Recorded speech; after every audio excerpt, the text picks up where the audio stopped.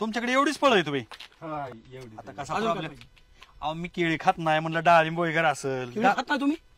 केळी खात नाही? ही उपासाचे किळे आहे, जागरण गोदाळाचे नाही. डाळिंब काय राहू पाहून काय झाले आपल्याकडे संपले. हो इथं पुढे पुढे डाळिंब मला समोर इथं घ्या. एक एक नकर लागतात. चल डाळिंब घ्यायचे ना तिथं. चला चला. अहो नक्की दोनच राहिले. घ्यायचे का समज? कितीला बाळा पिढी? 10ला 1 आणि 20ला 2. ए बाळू घेऊन टाक. चला चला घ्या. बरं दे चल. रामभाऊ पैसे द्या. दर बाळा 100. हा कसला सुद्धा तर राहू दे. तुला राहू दे. राहू दे बाळा. अहो नको नको नको. अरे असू दे बाळा असू दे असू दे नको नको. असू दे असू दे. नको राहू नको. गोळ्या बिस्किट का? अरे मी इतका लाखो रुपये खर्च करणार आहे. अरे राहू दे तुला खावला राहू दे राहू दे. थांबा. अरे अहो थांबा.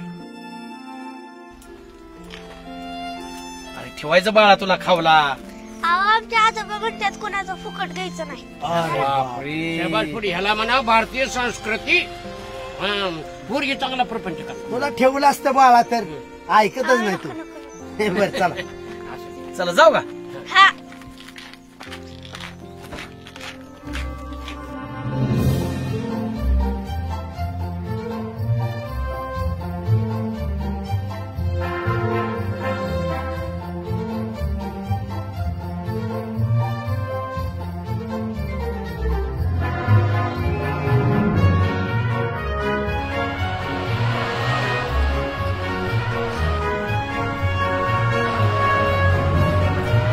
पण शेवटी केळावरच भागवलं बाळासाहेब. बाळ का पळतय ही? बाळासाहेब साईड नाही का गाडी? ए का पळती? ए अरे का पळती? मला उशीर झाला शाळेत जायचंय. कुठं घर आहे तुझं? हा इथं समोरच आहे. चल तुला सोडतो घरी. नको आमच्या आजी आजोबांनी सांगितलंय लोकांच्या गाडीत बसायचं नाही. अरे आम्ही तुमचं काका आहे. बस बस तुला सोडतो. नको काळजी करू बस. अगं पुरी मी तुझा आजोबा आहे. ये चल ये इकडं ये.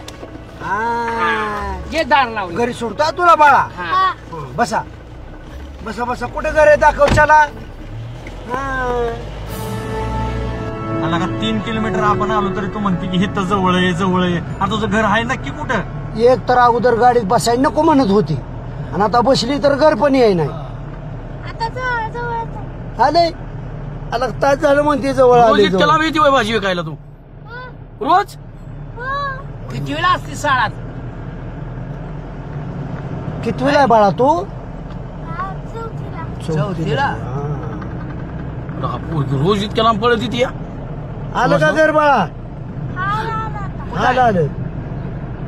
अर्धा तास झालं म्हणते आलं आलं. 3 किलोमीटर गेलं अध्यक्ष म्हटलं तरी घरी नाही पुरी. तुझ्याकडून तिकिटाचे पैसे घेणार पोरे.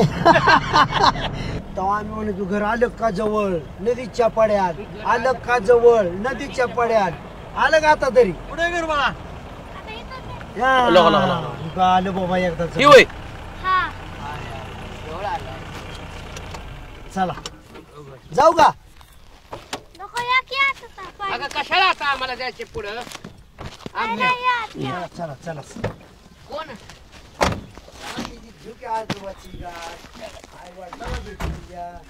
ही होय. आलं बाबा एकदाच बाळाचं घर.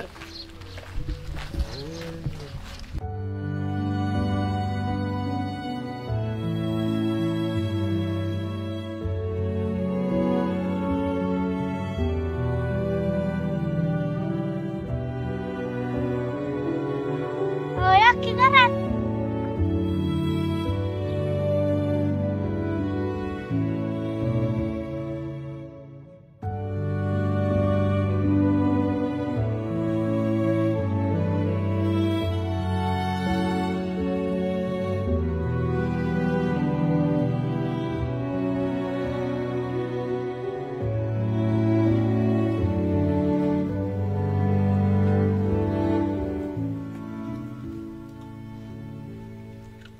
बाळा तू एकटीच असते वगैरे?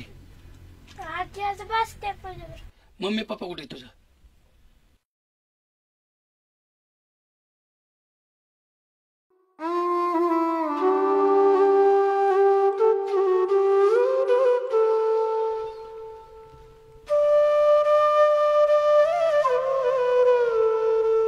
आजी आजोबा कुठेच बाळा तुझं? माग राहणार. पण रान जवळ आहे ना पोरी? हा जवळच आहे.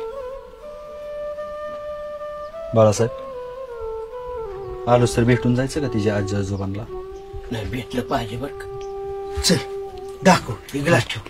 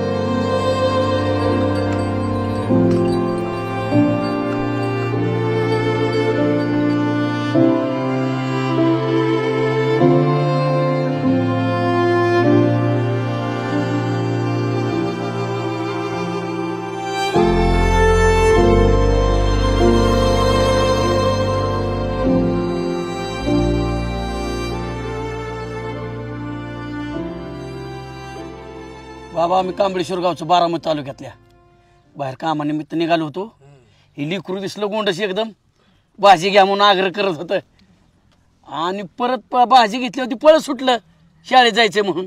आणि त्याच्या मग आम्ही आलो तर ही पळतंय आणि म्हणलं चला घरी तो सोडायचं बसत नव्हतं. ती म्हणत मग आजी आजोबाने सांगितलंय कुणाच्या गाडीत बसणार का. मग आलो आम्ही इथं आणि म्हटलं घरात ती या म्हणायला लागलं पाणी तरी प्या. अरे नको म्हटलं जाऊ द्या, लय जागर करत होतं. हट्ट धरायला लागले. काका काय म्हणती, आजोबा काय म्हणती, पाणी पिण्याशी जाऊच नका. लेकरांना असं वळण पाहिजे बरं का. नाही तर आजकालची लेकरं कुणी चॉकलेट दिलं, कुणी गाडी बस म्हणलं लगेच हुरळून जातात. तुम्ही चांगलं शिकवलंय लेकरांना. तिला 2 आम्ही याच्या पेंटे घेतल्या मेथीच्या. 100 रुपये दिलं, राहू दे बाळा म्हणलं. उरलेलं पैसे परत दिलो. आणि तुमचं नाव सांगितलं असं कोणाचं घ्यायचं नाहीत म्हणून. नाही हो नाही, आम्ही लय गुणाचं लेकरू हाय बघा ते. पोरगी मात्र गुणाची बरं का, नात तुमची. तेव्हा आलं ही लिकरू. आलं बाया ग, शाळेच्या टेरेस मध्ये चालली बाळा शाळेत. वा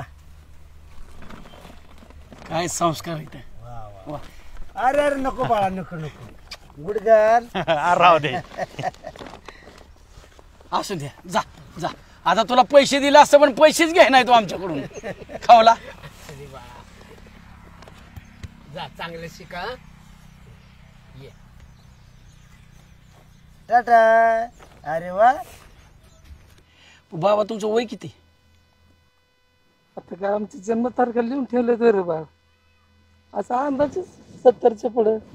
आता ह्या वयात तुम्ही आता मावशीने नांगर धरलाय माग, एक बैल आहे दुसऱ्या बाजूला तुम्ही वाढताय. जमाना कुठे चाललाय हा. बैल मागून घ्यायचा नंतर ट्रॅक्टर आणायचा कोणाच तरी. भावांना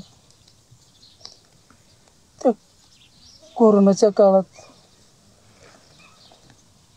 नीतीला नाही दाखवलं. आठवतं तुम्हाला? तुम्ही लहान असताना बाबा, त्या काळात पटकीचा रोग होता, पटकीचा. पटापटा लोकांना उचलायचं. तसं या कोरोनाने ना प्रत्येक घरातलं एक एक एक एक सोनं उचलून नेलं बघ. आणि तीच पाळी माझ्यावर पण आली. लय नवसाचं पोरग होत, एकुलतं एक. पण नीतीने त्याला नाही सोडलं आणि त्याच्या बायकोला पण नाही सोडलं. आमच्यापासून हिरावून नेलं. मग शेत ना त्याच्यासाठी विकावं लागलं. कुठं दवाखान्यात नाही, तुम्ही सांगितलं नगरला न्या, पुण्याला न्या, सगळीकडे दाखवलं. निम्मा पैसा खर्च केला, निम्मा शेत गेलं, पण नाही वाचले माझे पोर. आम्ही होतो ना नवरा बायको, आम्ही 2 जण. आम्हाला न्यायचं ना, पण त्या नियतीला नाही दाखवलं तर ना बांध पोरग माझं नेलंच नाही. आता जगायचं कोणासाठी? पाहिलं ना तुम्ही ते लेकरू कसं चुन उड्या मारायचं ना तुमच्या पुढं. लय कष्ट, अगदी बापासारखंच. आता आम्ही जगतो ना फक्त त्या लेकराच्या तोंडाकडे पाहून. आता आमची जगण्याची इच्छा आहे. वरच्याला सुद्धा आमची दया आली नाही बघा. सोन्यासारखं लेकरू होत, तो गिळून बसला. सून कशी बी लोकांचं काबाड कसं मजुरी करून आणून द्यायची आम्हाला. ती गेली. आमच्या म्हातारीवर ती पोर देवानं ठेवली. काय करणार आम्ही सांगा ना. काय खरं नाही हो. लय वाटतं लोकांची पोरं दप्तर घेऊन शाळेत जातात, चपल्या घालतात, पण माझ्या लेकराला हो काय नाही भेटत. काय